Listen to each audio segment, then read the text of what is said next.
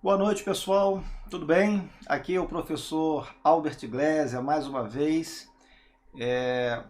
Eu chego até você para que a gente possa juntos falar um pouquinho mais sobre o concurso da Polícia Civil do Distrito Federal e, obviamente, direcionando a nossa conversa para aquilo que mais lhe interessa, que é a banca, que é a prova em si. E no meu caso, né, naquilo que diz respeito a mim, questões de língua portuguesa. Afinal de contas, o nosso aulão hoje é sobre essa disciplina, língua portuguesa, na banca CESP, que vai ser a banca organizadora do seu concurso, né? Ela vai preparar a sua prova. Então, nós estamos hoje aqui com esse intuito, tá bom? Eu quero ressaltar uma coisa para você que está chegando agora. Na semana passada, nós tivemos outro aulão de língua portuguesa. E naquela ocasião, eu trouxe para a nossa discussão, para a nossa análise, a última prova que o CESP elaborou para o concurso da Polícia Civil do Distrito Federal. Eu trouxe a prova de agente. Em 2013, tá? A PCDF fez também um concurso para agente, fez para escrivão. Hoje eu trago para a nossa discussão a prova que foi aplicada para os candidatos do cargo de escrivão, tá bom? As duas provas foram aplicadas no dia 1º do 10, 1º de outubro de 2013. Talvez você possa falar assim, professor, mas essa prova de 2013 não é muito antiga? Olha, não, sinceramente, ou melhor, a prova até né? 2013 para 2020, 7 anos, mas você percebe, principalmente você que está estudando, você que está fazendo provas aí dessa banca organizadora, você vai perceber que a abordagem é a mesma. O tipo de questão não muda muito, tá? Então é válido sim a gente pegar a prova do último concurso específico da PCDF. É claro que depois o próprio CESP organizou outras provas para a área policial, como PRF, como Polícia Federal, né? Mas hoje e na aula passada, o nosso intuito é justamente trabalhar as provas da PCDF, tá? Quem sabe, fica aí a dica, né? Quem sabe daqui até a prova em si mesmo, a gente não faz mais um ou dois aulões aí, quem sabe, né? Para a gente trazer essas provas, né, mais recentes aí dessa área policial, como eu falei, PRF, PF, tá? Que foram elaboradas também pelo CESP, tá bom? Mas isso aí deve ficar mais lá para frente. Então, vamos ver, vamos pensar, tá bom? Outra dica também para você é a seguinte: eu não sei se você já baixou o material de apoio, mas eu disponibilizei para vocês aí a prova de escrivão, tá ok? E também o material que eu vou usar aqui para projetar essas questões da prova, tá? Os meus slides. Eu coloquei tudo no arquivo em PDF e disponibilizei para você. Então você tem dois arquivos para baixar: a prova que foi aplicada e também o meu próprio material, tá? Que são os slides, como eu acabei de falar para você. E se você ainda não assistiu ao aulão da semana passada, em que eu resolvi a prova de agente, por favor, dá uma verificada lá no canal do Ponto, ou se você quiser também, acessa o meu canal no YouTube, acessa o meu Facebook, é só me procurar nas redes sociais, professor Albert Glésia, porque esses vídeos estão também disponibilizados nesses canais. Outra coisa, para a APC-DF, nós já estamos no aulão 4, tá bom? Eu já ministrei 3 aulões para APC-DF, tá? Voltado para a banca CESP, e todas essas aulas estão, como eu já falei para você, disponibilizadas no canal do Ponto e no meu também, tá? Então você pode assistir os 4 aulões de língua portuguesa com o professor Albert Gleiser. Bom, acho que já deu tempo, né, para a galera entrar, e também já deve ter dado tempo de você baixar o material de apoio. Então nós vamos partir com tudo para a prova de escrivão. Eu preciso falar também para você uma coisa.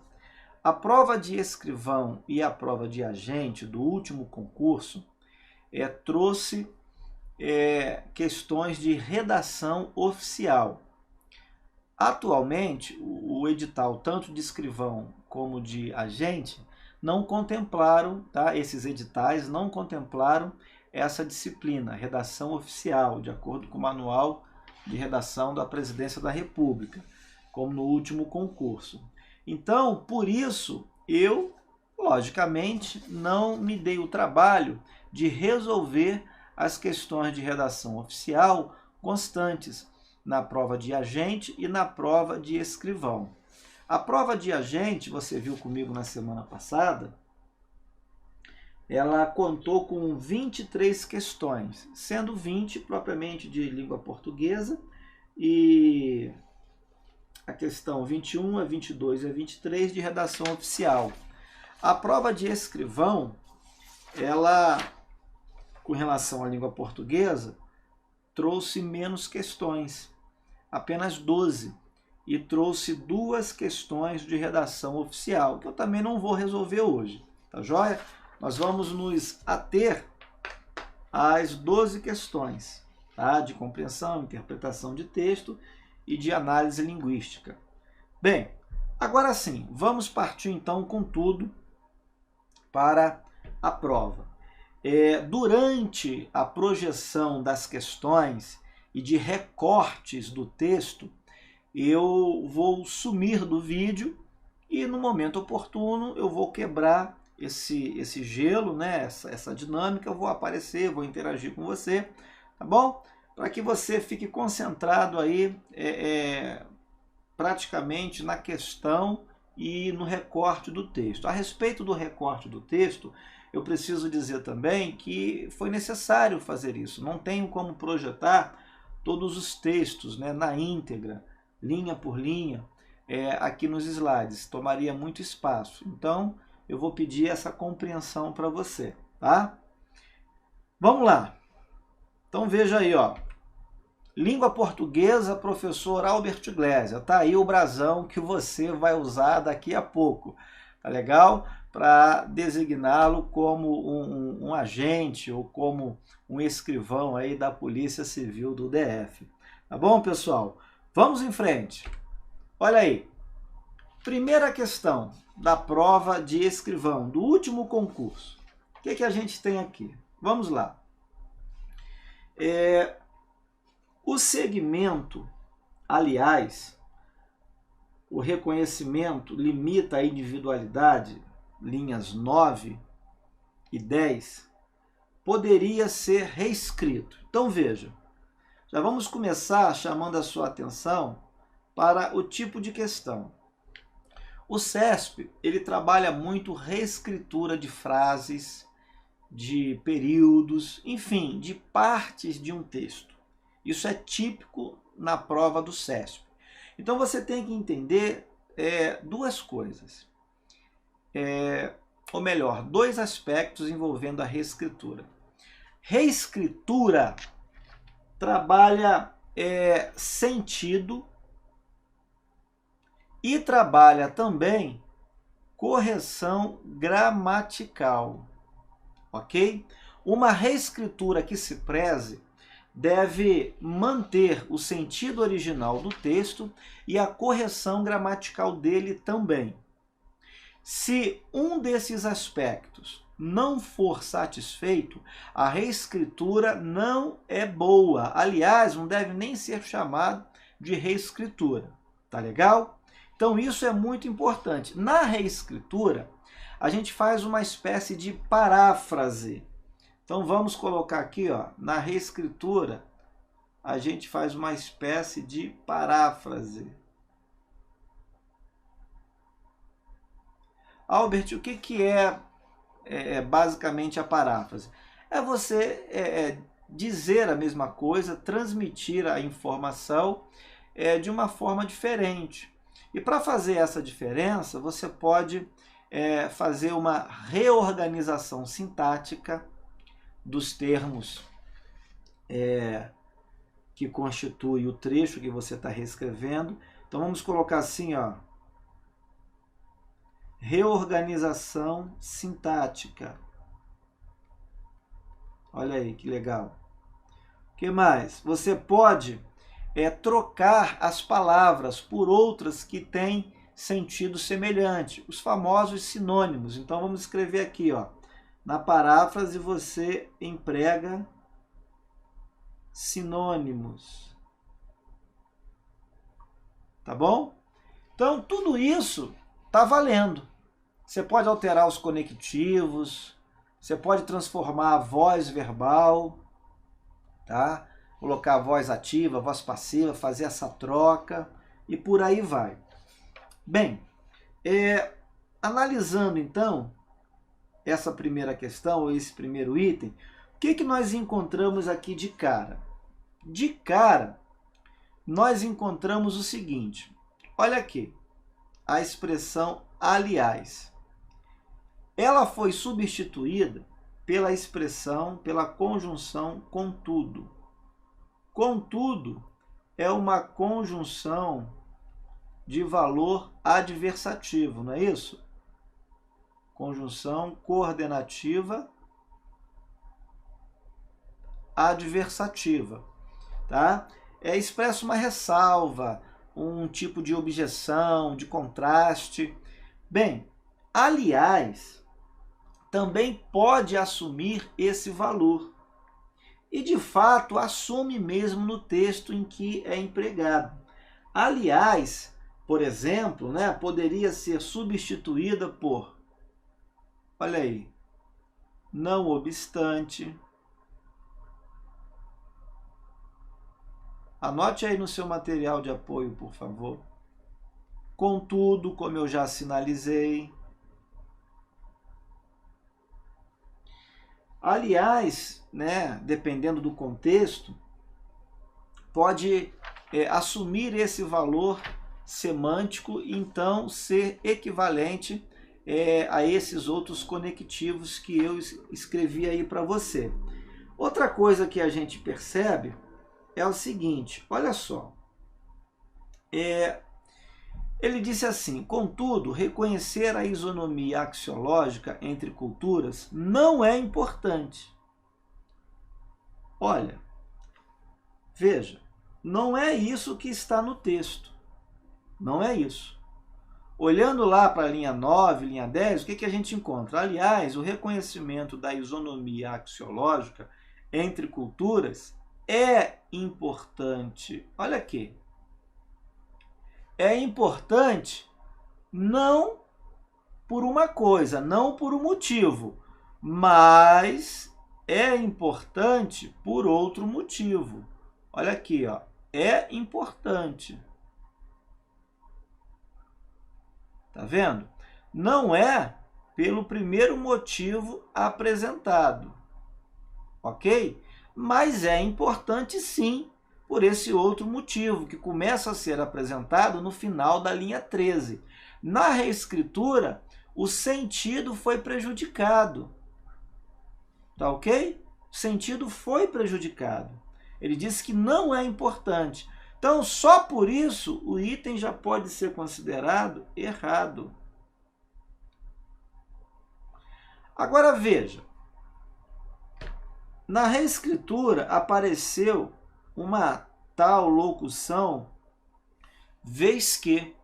Olha só, pessoal, vez que não existe.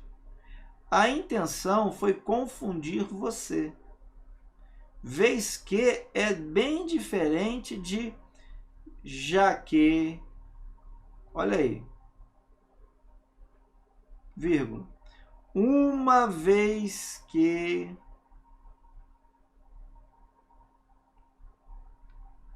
Tá? Porquanto.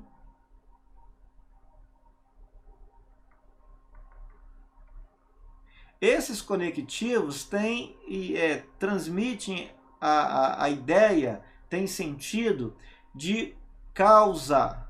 Tá legal? Causa. Agora, vez que não existe na língua portuguesa. Vamos dar um X aqui, ó.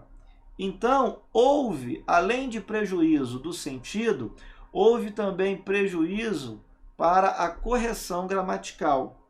Tá ok? Então, isso é importante ficar registrado aí nessa primeira questão, na nossa largada. Vamos à questão número 2 agora. Veja. O que diz a questão número 2? A última oração do texto poderia ser reescrita. Veja, novamente, nós estamos aqui com foco na reescritura. Então, ó, sentido e correção gramatical, tá? Isso é importante frisar. E aí o examinador diz o seguinte, olha, sem prejuízo, tá? Das ideias, foi o que eu acabei de dizer, sentido. E também de quê? Da correção gramatical. Agora repare, a última oração. Pessoal, vamos lá. O que caracteriza mesmo a presença de uma oração? É o verbo. Tá? É o verbo. Então, cadê a última oração? Está aqui, ó, começando no tornando-se. A última oração está aqui, ó. Tornando-se vai até pessoal. Tornando-se papel do Estado o oferecimento das condições de acessibilidade à diversidade cultural, ambiente imprescindível à autogestão da identidade pessoal. Está aí, um verbo apenas, uma oração, é a última do texto, tá bom? Bem, o que ele quer? Reescrever a passagem. E aí ele disse assim, o que torna papel do Estado oferecer as condições de acessibilidade da diversidade cultural, o ambiente indispensável de autogestão. Vamos pensar no original. Olha lá. Tornando-se papel do Estado, eu tenho aqui um verbo de ligação. Tornando-se papel do Estado. Eu tenho aqui um predicativo do sujeito. Agora, ó, eu tenho aqui o meu sujeito, o oferecimento das condições de acessibilidade à diversidade cultural. Isso aqui é o meu sujeito. Então, veja, o oferecimento das condições de acessibilidade à diversidade cultural torna-se papel do Estado. Essa expressãozinha aqui, ó, ambiente imprescindível à autogestão da identidade pessoal, é uma expressão de caráter explicativo. Explicação, caráter explicativo. Da diversidade cultural. Sintaticamente falando, funciona como apoio. Ok? Agora, olha, oferecer. Agora vamos lá. Olha lá. Oferecer as condições de acessibilidade da diversidade cultural, o ambiente. Então, veja. Aí eu pergunto, oferecer o quê? O ambiente indispensável de autogestão da identidade pessoal. Isso aqui seria o objeto indireto, aquilo que é oferecido, né? O que torna papel do Estado? Oferecer o quê?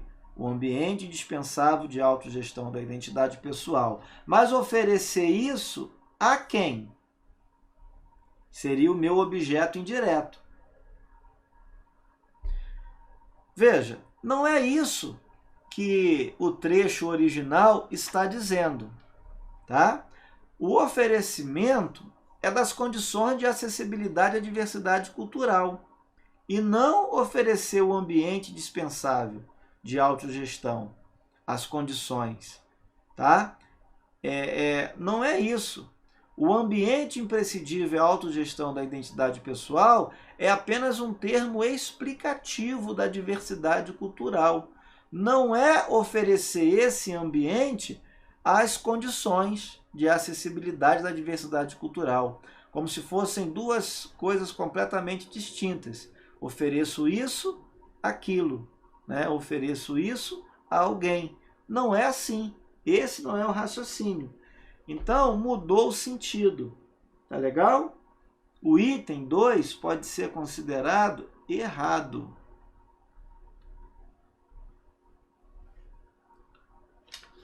Bom, item 3. Olha aí. De acordo com o autor do texto, a solução dos conflitos interculturais requer o emprego de mecanismos mais complexos do que o proposto pelos multiculturalistas. Veja, uma questão que aborda a compreensão / interpretação do texto lido. Primeiro texto da prova, e eu trouxe um recorte dele que vai ajudar a fundamentar a nossa resposta. Então vamos lá, de acordo com o autor. Então, vamos pensar naquilo que o autor está dizendo. E nós temos que comparar com aquilo que os multiculturalistas, certo? Olha lá. Vamos ler. O problema intercultural, isso é a voz do autor. O problema intercultural não se resolve. Não se resolve pelo simples reconhecimento, olha aí, da isonomia axiológica entre culturas distintas. Não se resolve assim. Mas, por outro lado, vamos pensar dessa forma, né? E fundamentalmente se resolve como? Assim, pelo diálogo interpessoal entre indivíduos. Tá bom? Então, ó, de acordo com o autor, o problema é resolvido. Tá? Vamos pensar assim, é resolvido. De que maneira? Pelo diálogo interpessoal entre indivíduos. E o texto prossegue. Então, é assim que o autor pensa. O autor pensa desta forma. Agora, os multiculturalistas, de acordo com eles, esse problema, olha aqui os multiculturalistas aqui, ó. Tá vendo? Os multiculturalistas pretendem resolver como esse problema? Pelo simples reconhecimento da isonomia axiológica entre culturas distintas. O autor, nesse ponto específico, tem uma opinião diferente. Então, veja, de acordo com o autor do texto, a solução dos conflitos interculturais requer o emprego de mecanismos mais complexos. É verdade. Os multiculturalistas, de acordo com o texto, olha aí, pretendem, né, uma forma mais simples para resolver esse problema. Então, o item 3 está certo. a banca tem razão. Tá ok? Item certo. Olha lá. Questão número 4 agora, pessoal. A gente partir para a questão número 4. Deixa eu falar uma coisa com você. Olha só. Muita gente acha que questão de compreensão e interpretação de texto é um tiro no escuro. Não é bem assim, principalmente em prova de concurso. É claro que existem os extremos, as exceções, o que revolta muito o candidato e também o professor. Às vezes a banca bate o pé, só ela vê, só ela entende aquilo ali e acabou, ela não muda. Mas olha só, de uma forma geral, questões envolvendo compreensão e interpretação de texto precisam ter as suas respostas fundamentadas em passagens do próprio texto. Então, nunca procure chutar a compreensão e interpretação do texto. Olhe para o texto, releia o texto, volte para ele, perceba palavras, expressões, frases, períodos que possam fundamentar a sua resposta. Tá ok? Bom, fica a dica. Vamos voltar então e resolver a questão número 4. Olha aí. Depreende-se da leitura do texto. O seu autor, quanto os multiculturalistas... Opa, peraí. Na questão passada, nós vimos um ponto discordante entre o autor do texto e os multiculturalistas. Agora, na questão 4, nós vamos ver um ponto em comum, tá? Um ponto de convergência. Por quê? A banca diz o seguinte, olha, tanto o seu autor quanto os multiculturalistas reconhecem que não há culturas mais importantes ou menos importantes que outras. Então nós temos que encontrar indícios, fundamentos, né? Trechos que possam nos garantir a nossa resposta. Vamos ver se a gente encontra fundamento. Tá? Olha lá, o autor. O que o autor pensa? Bom, para a gente fundamentar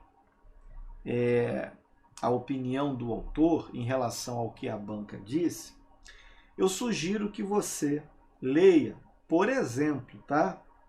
Eu sei que ao longo do texto a gente poderia citar outras passagens, mas por uma questão de economia de espaço, eu trouxe apenas um pequeno segmento. Mas veja, linha 9. Aliás, o reconhecimento, isso aqui é a palavra do autor, o reconhecimento da isonomia, tá? Pula essa axiológica aí que não vai fazer diferença. Da isonomia entre culturas é importante. Você está vendo? Isso aqui é a palavra do autor. É importante. Então, ó, autor. O autor julga importante o reconhecimento da isonomia entre culturas, tá? Colocando em pé de igualdade. Não há nem mais importante, nem menos importante. Agora vamos tentar fundamentar a opinião, tá? Mencionada dos multiculturalistas.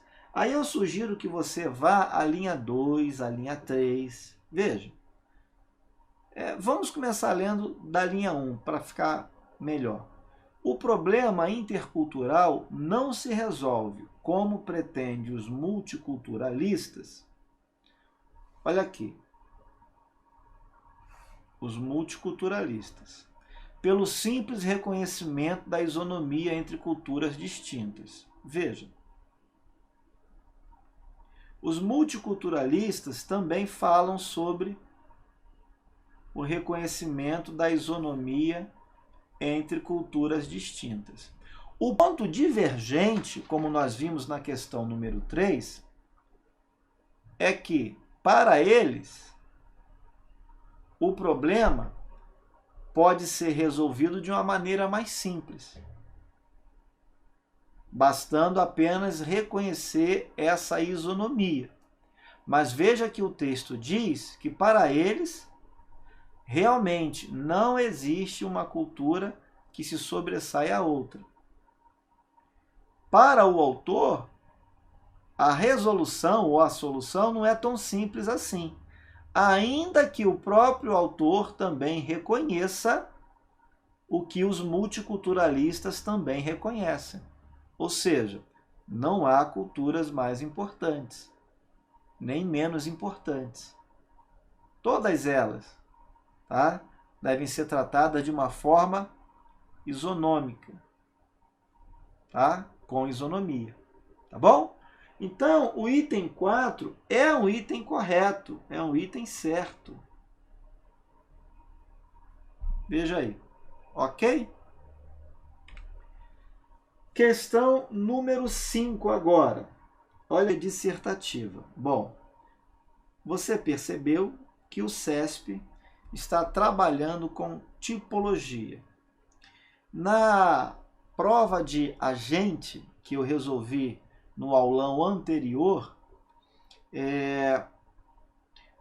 a banca explorou um pouco a questão do gênero, especificamente o gênero poético, tá bom?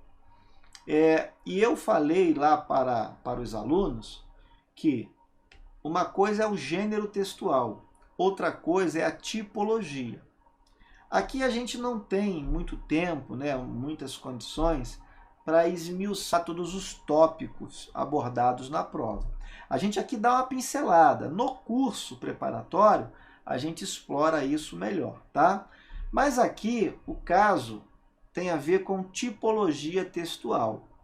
E aí a gente, rapidamente, né? Quais são os 5 tipos de texto que nós temos? Nós temos o texto. Qual é o foco aqui? É relatar acontecimentos. Acontecimentos reais ou fictícios. E a narração contém alguns elementos bem característicos dela. Nós temos personagens, nós temos local, nós temos o tempo em que as ações, os fatos se desenvolvem, nós temos os personagens, tá bom? Nós temos o foco narrativo, primeira pessoa, terceira pessoa, nós temos o narrador onisciente, o narrador observador, simplesmente, né? E não é onisciente. Enfim, tá? Outro tipo de texto que nós temos também é o descritivo. O texto descritivo ele serve para caracterizar pessoas, animais, objetos, ambientes, paisagens. Tá legal? É muito comum você utilizar, uma vez que você quer caracterizar, tá, o substantivo, o ser, você usar adjetivos. Nós temos também, como tipologia, o texto informativo.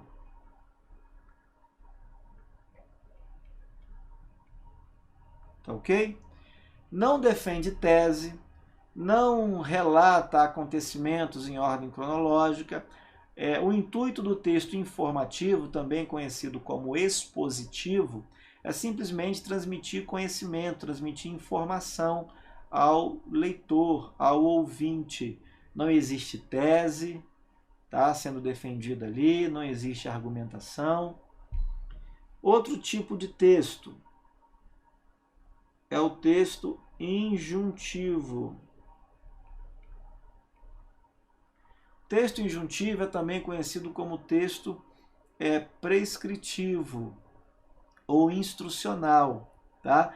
Existem pessoas que fazem uma rígida diferenciação entre o texto injuntivo por ser instrutivo e o texto prescricional, tá? Que é normativo, como uma lei, um código, tá joia?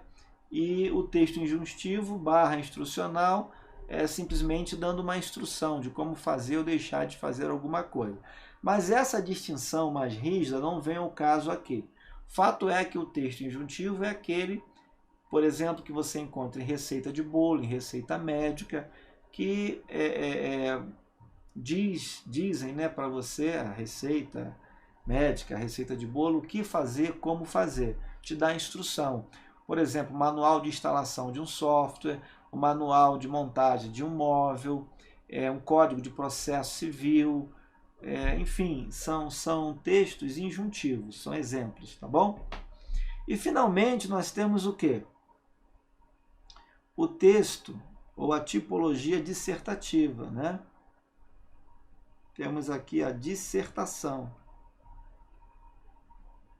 Olha aí. Veja, ele sinalizou para a gente que se trata de uma dissertação argumentativa. Por quê? Ele indicou o seguinte, ó, o autor defende. Opa! Defende o quê? Aqui está a tese. Também chamada de ponto de vista. Por isso que essa dissertação é argumentativa. Então veja, o autor defende o quê? O acesso de todos a um ambiente de diversidade cultural. Essa é a defesa dele. Que, em sua opinião, olha aqui a dica. O texto dissertativo argumentativo é opinativo, sim. Então, na opinião do autor, é o que? Essencial para a construção da identidade pessoal. A identidade pessoal. Vamos ler esse trecho que eu selecionei para você? Vamos lá. Olha aí. O problema intercultural não se resolve, como pretendem os multiculturalistas, pelo simples reconhecimento da isonomia axiológica entre culturas distintas. Mas, fundamentalmente, o problema intercultural é resolvido pelo diálogo interpessoal entre indivíduos de culturas diferentes e, mais ainda, olha aí, olha a ênfase, mais ainda, pelo acesso individual a quê? A própria diversidade cultural. Veja, então, ó, o acesso de todos. Olha aqui no enunciado. Então já achamos ali o nosso fundamento. Vamos continuar a leitura. Vamos agora para a linha 13. Veja que o examinador, ou melhor, o autor, ele continua nessa mesma linha de raciocínio. Aí ele vai dizer assim, ó, familiar e social a que pertence o indivíduo, mas porque o liberta, ou seja, o indivíduo, o foco aqui agora é no indivíduo. Então, o indivíduo é libertado, tá? Ao receber o quê? Amplitude de opção cultural. Olha aí.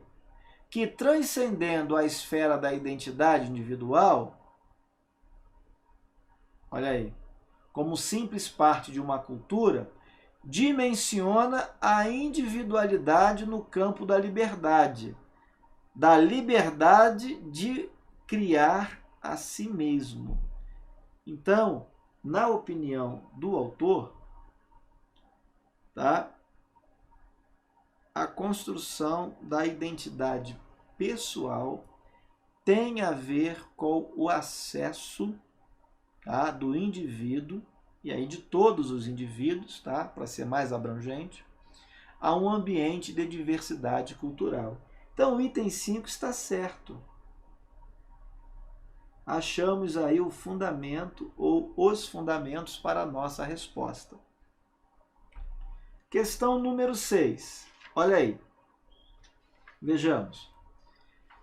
No trecho, agrupamento familiar e social a que pertence o indivíduo, nas linhas 12 e 13, olha aqui. Agrupamento familiar e social a que pertence o indivíduo. A substituição de o indivíduo por a pessoa Opa, substituição aqui, ó, presta atenção. Tornaria obrigatório o emprego do acento grave. Olha aí, mudou o assunto. Acento grave indicativo de crase. Pessoal, rapidamente, olha para cá. Crase, tá? Algumas dicas para você de crase. A estrutura singular plural.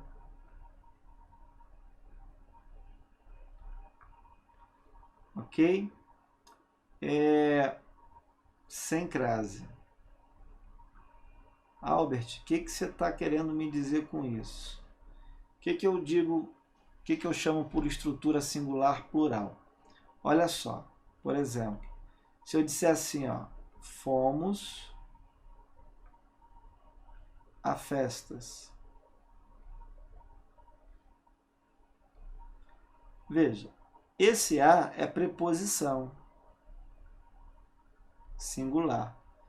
Festas, substantivo, está no plural. Então, nunca haverá crase numa estrutura como essa. Outra dica para você. Se eu uso ao para o gênero masculino, eu tenho que usar acraseado para o gênero feminino.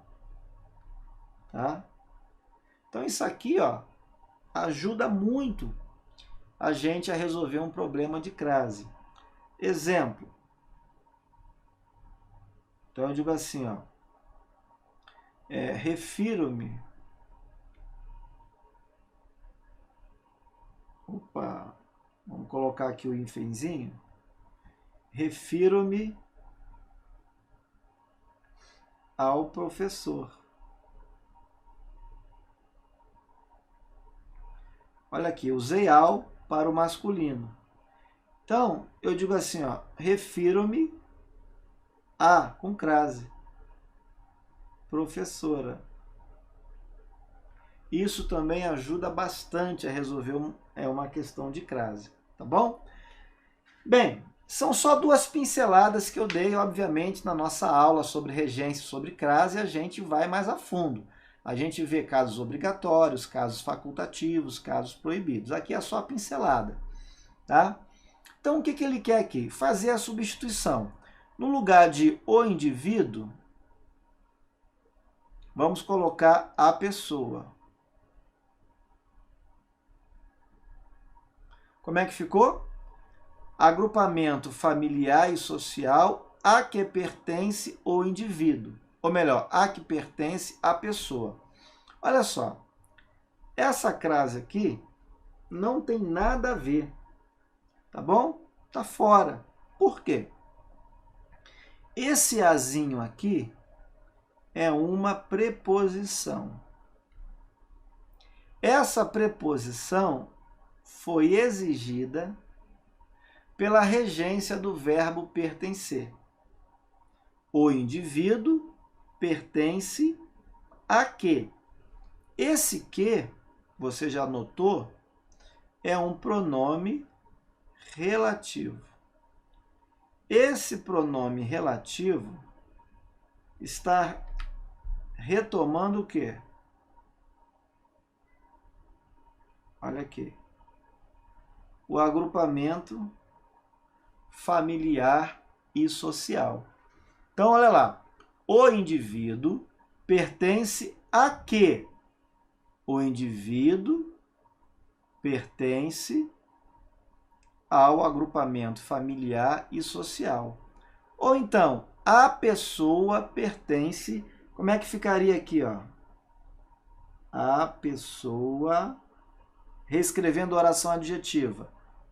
Pertence a. Então, esse azinho aqui é meramente preposição. Você sabe que crase, basicamente, é o quê? A mais a. Tá ok? Que vai dar o quê? Olha aqui o que vai dar, o resultado. Olha lá. Então, eu só tenho preposição aqui, ó. Por que eu colocaria um acento grave indicativo de crase se eu não tenho a fusão da preposição com o artigo? O artigo a, que acompanha o substantivo pessoa, está bem distante da preposição. Tá legal? Então não tem nada a ver com ela. Então a crase não tem nada de obrigatório aqui, ó. Vamos dar um X aqui, que isso aí é blá blá blá do examinador. Então a questão 6 é uma questão errada. Olha aí, que legal. Questão 7, pessoal, da prova de escrivão. Estaria garantida a correção gramatical. Na prova, faça isso, tá? Grifa. Correção gramatical do texto, caso fosse suprimida a vírgula, empregada após individualidade. Olha aqui, na linha 12. Está aqui a individualidade e está aqui a vírgula. Evitando-se a separação por vírgula do sujeito e do predicado. Guarde isso aqui, por favor. Bom, a vírgula não pode realmente causar separação entre o sujeito e o predicado. Se por um acaso aparecer uma oração ou mesmo uma adjunta adverbial intercalado, aí você pode colocar a vírgula, tá? Exemplo, eu digo assim, ó, eu, vírgula, ontem, vírgula, fui ao curso. Olha lá, eu, sujeito. As duas vírgulas que você enxerga não estão causando separação indevida entre sujeito e predicado, mas estão sim isolando o adjunto adverbial intercalado. Então, a função das duas vírgulas é outra, não é separar sujeito do predicado. Isso, de fato, é proibido, tá? É indevido. Mas olha lá, questão 7. Estaria garantida a correção gramatical do texto caso fosse suprimida a vírgula empregada após individualidade na linha 12. Gente, presta atenção. A vírgula da linha 12 faz par com a vírgula da linha 11. A segunda vírgula, para ser mais preciso. Por quê? Porque essa expressão aqui, ó, tem um caráter, você já notou isso? Explicativo.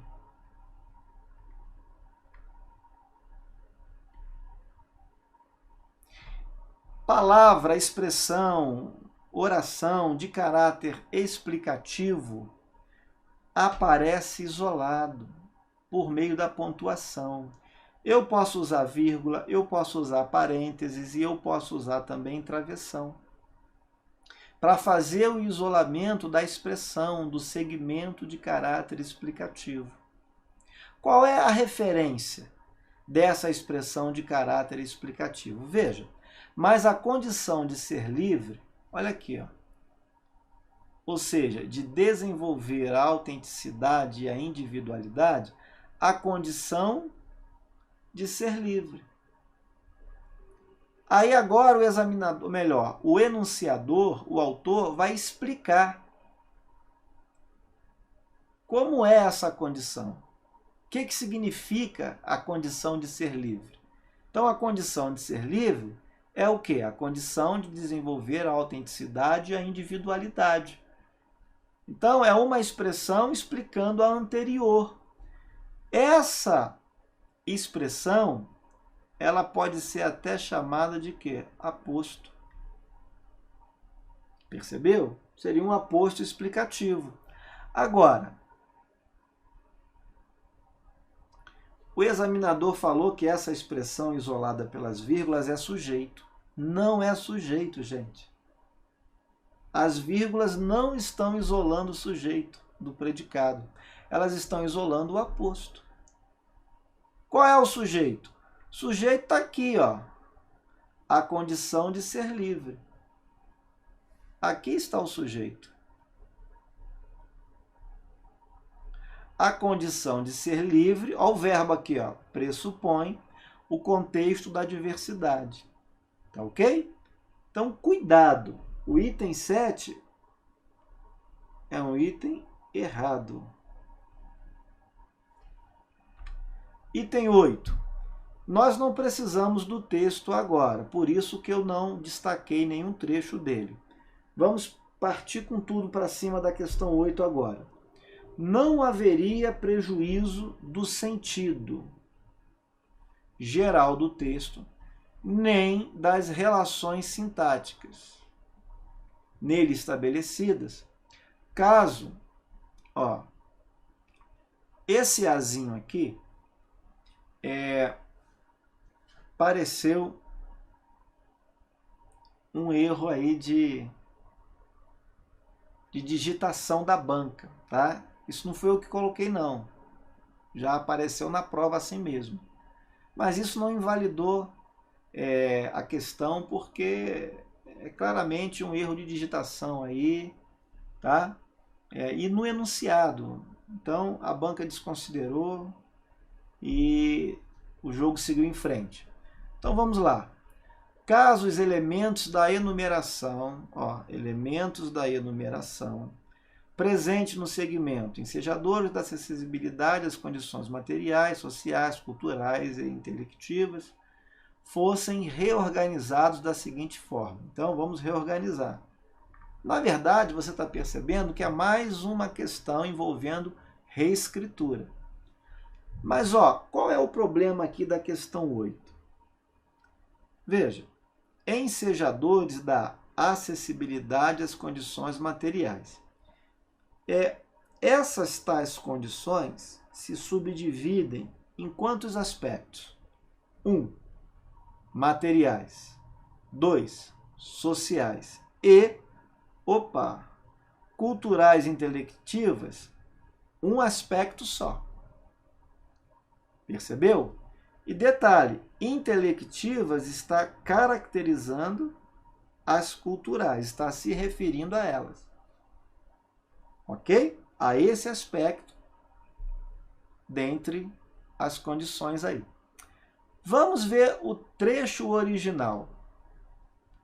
Condições. Está aqui, ó. Se desdobra em quantos aspectos? Vamos lá. 1. Materiais. 2. Sociais. 3. Culturais e... Olha aqui. 4. Intelectivas. Percebeu?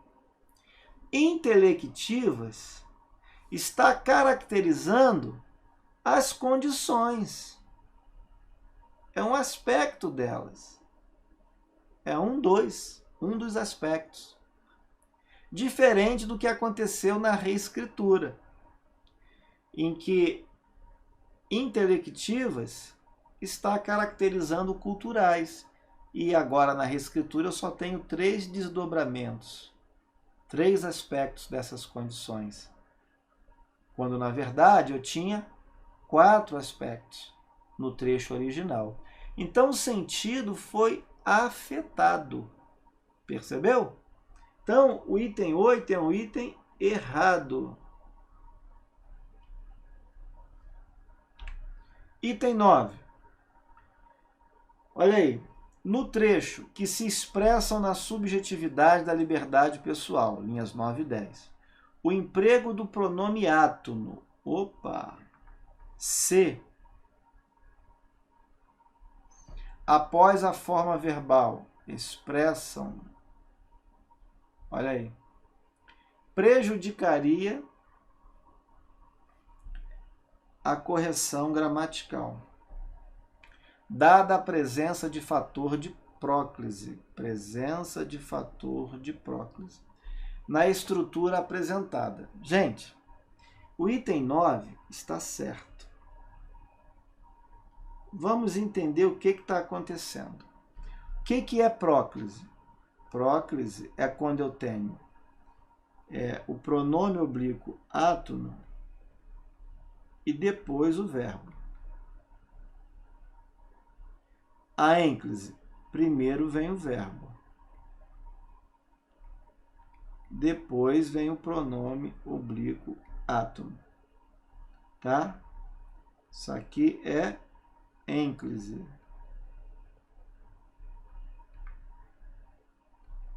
Tudo bem? Detalhe, a ênclise é marcada pelo hífen. Não existe ênclise sem hífen. Tá certo? Não existe ênclise sem hífen. Se você tirar o hífen, você descaracteriza a ênclise, tá bom? E a mesóclise é quando eu tenho o pronome oblíquo átono no meio da estrutura verbal, ok? Bom, fator de próclise, o que é isso? É aquela palavrinha atrativa que torna a próclise obrigatória. Veja, vamos lá. Diversidade é a semente inesgotável da autenticidade da individualidade humana. Esse que pode ser substituído por um pronome relativo. Tá? Poderia ser as quais, se referindo à autenticidade e à individualidade humana. Ok? Todo pronome relativo que pode ser, ou melhor, todo que pode ser substituído por o qual, a qual, os quais, as quais, é pronome relativo. Pronome relativo é sim fator de atração, elemento, fator ou elemento atrativo. Ou seja, obriga a próclise. Tá bom? Então, ó, a próclise aqui é obrigatória, porque existe sim a presença de fator de próclise. Quero dar outros exemplos para você. Fator de próclise. Então vamos lá. Pincelada, hein? Pronome relativo. 2. Conjunção subordinativa. 3. Outra pincelada. Conjunção. Cuidado agora, hein? Coordenativa. Não são todas. Conjunções coordenativas alternativas. Olha a diferença do caso 3 para o caso 2. No caso 2, são todas as subordinativas. No caso 3, somente as coordenativas alternativas. Tá? Vamos colocar no plural. Tá bom? Então, são fatores de próclise. Outra pincelada, número 4, advérbio. Opa, sem pausa, isso aqui é importante. Ou seja, não pode haver vírgula, por exemplo, separando o advérbio do pronome oblíquo e do verbo. Tá? Se houver vírgula, aí ele perde a atração, ele deixa de ser fator de próclise obrigatória. Tá legal? Então, isso aqui são pinceladas. Mais uma, 5. 5. Palavras de sentido negativo. Na aula, pessoal, a gente destrincha isso daqui, dá exemplos, tá? De cada itemzinho desse aqui que eu apresentei para você. Aqui a gente não tem esse tempo todo, tá bom? Mas na aula a gente destrincha tudo isso, na aula sobre classes gramaticais, pronomes, emprego de pronomes, classificação e por aí vai, tá bom? Então, o item 9 é o item certo, já vimos o porquê. Item 10, olha aí, moçada. Na linha 9, que é elemento de coesão empregado em referência à autenticidade humana, né? E individualidade humana. Razão porque a forma verbal expressa está flexionada no plural. Bom, a questão 10, e aí eu quero voltar aqui para você. Olha só. A questão 10, presta atenção no seu material de apoio agora. Conjugou coesão textual com concordância gramatical, tá? Concordância verbal. Veja, quando a gente tem um pronome relativo funcionando como sujeito do verbo dentro da oração adjetiva, a regra diz o seguinte, que esse verbo vai concordar, na verdade, com o termo antecedente do pronome relativo, com o termo de referência dele. Então, veja, se o termo antecedente, o termo de referência, está no singular, o verbo da oração adjetiva também fica no singular.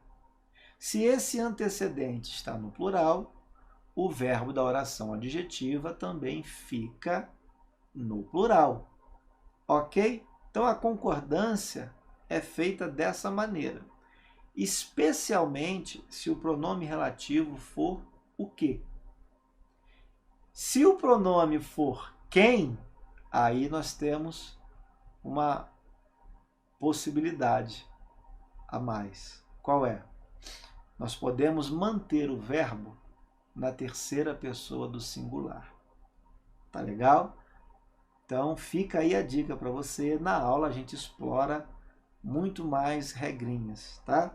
Vamos voltar para o slide, então. Olha aí, questão 10 de novo na sua tela. Veja, coesão. Olha só, galera. Basicamente, eu tenho coesão. Eu falei um pouco de concordância, agora eu vou falar um pouquinho de coesão. Basicamente, nós temos coesão referencial e nós temos coesão sequencial. Referencial. Bom, a coesão referencial é aquela quando um elemento retoma o outro elemento, substituindo, tá? Designando o outro elemento por meio de outra palavra, tá? Mas é sempre fazendo referência a ele. Por isso que o nome já é bem sugestivo, coesão referencial. Bom, você sabe que todo pronome relativo tem um antecedente ao qual se refere. Então, veja, se o pronome relativo se refere, olha aqui, hein? Olha a dica aí, acorda, não dorme não. Se o pronome relativo se refere a um termo anterior, chamado também de antecedente, que tipo de coesão textual esse pronome estabelece? Coesão referencial. E o que seria coesão sequencial? Bom, a coesão sequencial ela é muito evidenciada por meio de preposição. Ó, preposição. O que mais? Conjunção. Por que, Albert? Porque a preposição e a conjunção não se referem, não retomam nada. Não retomam nenhum outro texto, ou melhor, nenhum outro elemento. Tá? A preposição e a conjunção permitem a fluidez do texto, permitem o prosseguimento dele, tá? A fluidez, a continuidade. Então, veja, se eu digo assim, ó, olha aqui, o que está havendo aqui? Flexionada. Vou sumir com a preposição. Flexionada, o plural. Fica legal isso para você? Esse pequeno trecho? Não está faltando ali um conectivo para ligar, articular os dois elementos aqui, ó, flexionada e o plural? Que conectivo é esse? Para dar fluidez, para permitir o prosseguimento do texto, da leitura, inclusive. Está faltando o que aqui? A preposição. Mas ela não está se referindo a nenhum elemento. Agora veja. Olha como é diferente. Flexionada.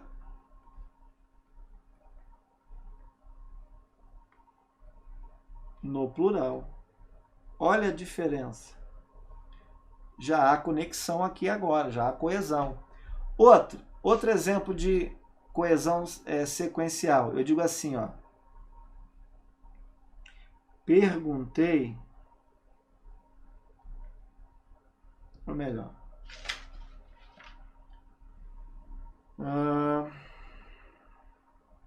sei que você virá. Olha aí. Repare, o que é isso aqui? Uma conjunção integrante. Vamos procurar ler essa frase sem a conjunção. Sei, você virá. Você repara, não está faltando nada aqui não? Para fazer a ponte, a ligação, para dar sequência ao enunciado, para dar fluidez ao texto, à frase. Não está faltando? Então, é isso que é coesão sequencial. Repare agora. Sei que você virá. Não ficou melhor a leitura? O texto não ficou mais bem articulado? Os elementos dele? Então, é isso que você tem que entender. Tá bom?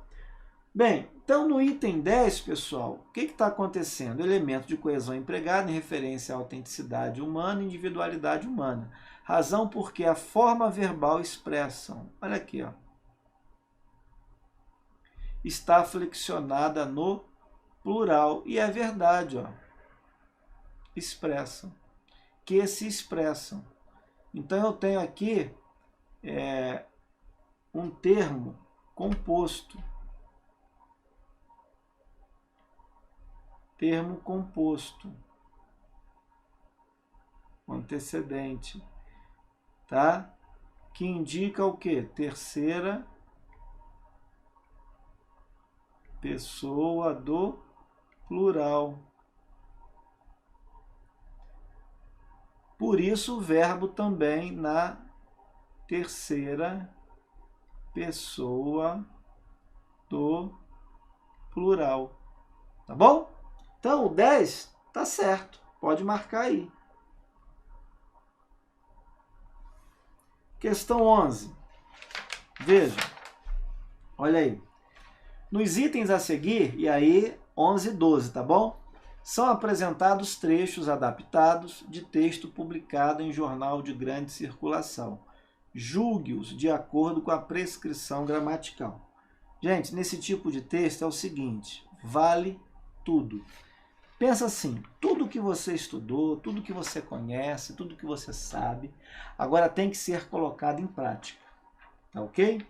Qualquer erro, qualquer deslize, um acento, uma concordância, uma regência mal feita, uma grafia equivocada de uma palavra, uma pontuação mal empregada, tudo que ocorrer de maneira indevida já nos ajuda a invalidar o item, a dizer que o item está errado, tá bom? Vamos ler o item 11. É importante consolidar, por meio da educação, olha aqui, as vírgulas isolando adjunto adverbial intercalado. Consolidar principalmente da educação básica, além do domínio das letras e dos números, o cultivo, repare, é importante consolidar o cultivo.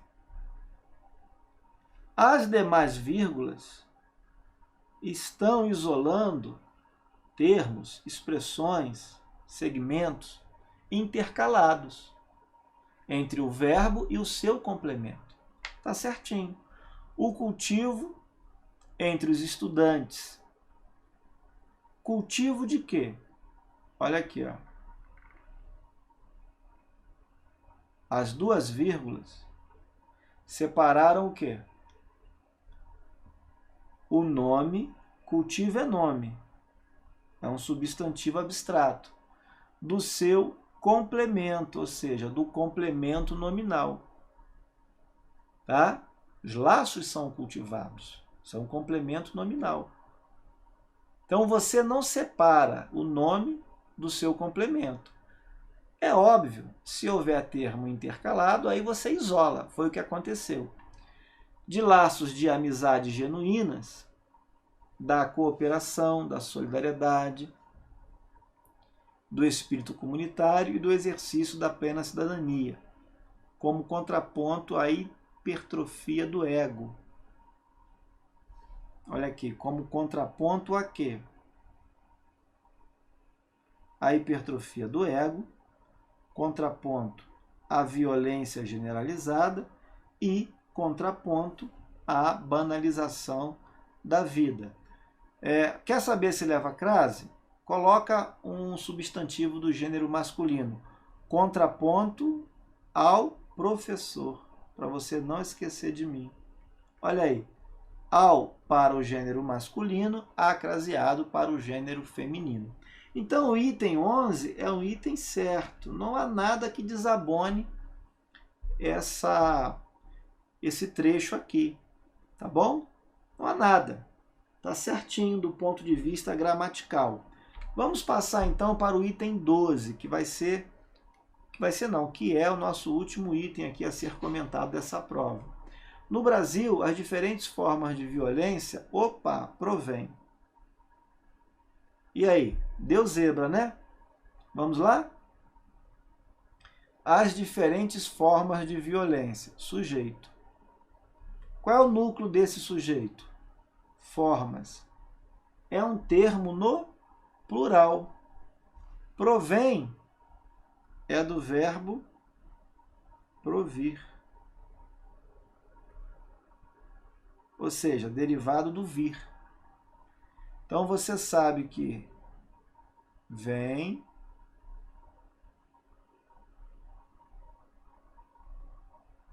e vem. Olha lá. Aqui é o quê? Singular. E aqui é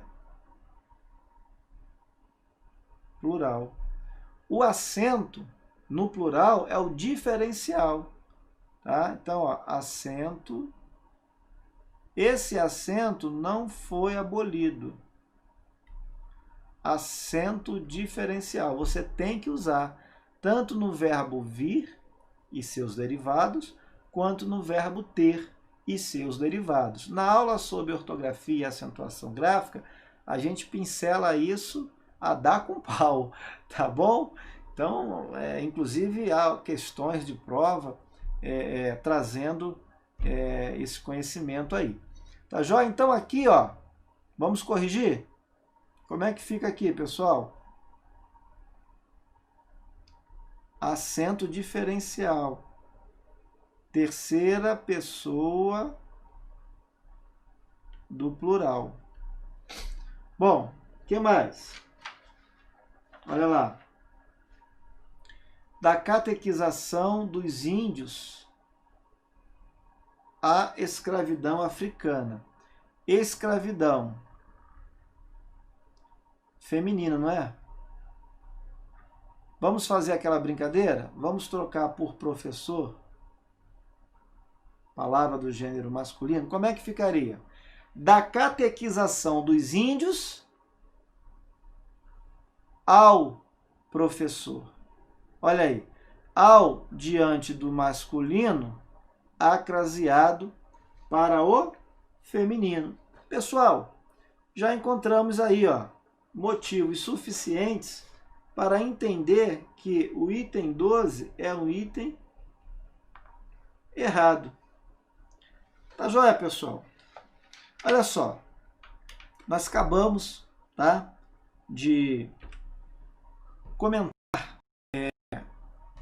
os 12 itens da prova do último concurso da Polícia Civil para o cargo de escrivão. Lembrando que o item 13 e o item 14 da prova versaram sobre redação oficial, que não é o nosso objetivo aqui e agora, tá? No seu concurso não consta no edital essa disciplina, tá? Redação oficial. Bom, assim sendo, a gente vai parar por aqui e eu quero agora anunciar para você o seguinte, os nossos cursos, para que você possa ter tudo o que foi pincelado aqui de forma mais ampla, mais aprofundada, tá bom? Então, olha só, se você que vai fazer a prova, que vai fazer o concurso, né, quiser se aprofundar, se preparar melhor ainda para essa prova, a nossa sugestão, querida, é a seguinte, ó, fica de olho aí. Veja, nós temos curso de pacote, e você me acha nele, olha eu aqui, ó, pacote para a Polícia Civil, tá? Caso a sua dificuldade seja somente em língua portuguesa, nós também temos aqui, ó, o curso individual, tá bom? Embora o título seja agente, né? Você sabe que o programa de agente e de escrivão é o mesmo. Então, quem está estudando para agente, estuda também por tabela para escrivão. Tá? Então, você pode mergulhar sem medo nesses cursos para o concurso da Polícia Civil, independentemente do cargo. E para quem já está mais avançado, para quem procura uma dinâmica de estudo mais ágil, né? Nós temos aí o carro-chefe do ponto, que é a turma Elite. E eu também faço parte desse curso aqui, ó, juntamente com outros colegas do ponto dos concursos, tá bom? Turma Elite, escrivão, Polícia Civil. Nós temos aqui, ó, escrivão, e nós temos aqui agente. E mais uma vez, eu estou aqui também, tá ok? Então fica a dica aí, pessoal. Tá joia? Galera, muito obrigado e até o próximo aulão. Quem sabe, vamos torcer aí para que a gente organize aí mais lá na frente, mais perto do concurso aí. Quem sabe a gente volta aí a resolver outras provas, como eu já dei a dica da PRF, da PF, sempre nessa área policial aí, concursos que foram também elaborados pelo CESP. Um grande abraço, pessoal, muito obrigado e até a próxima. Tchau!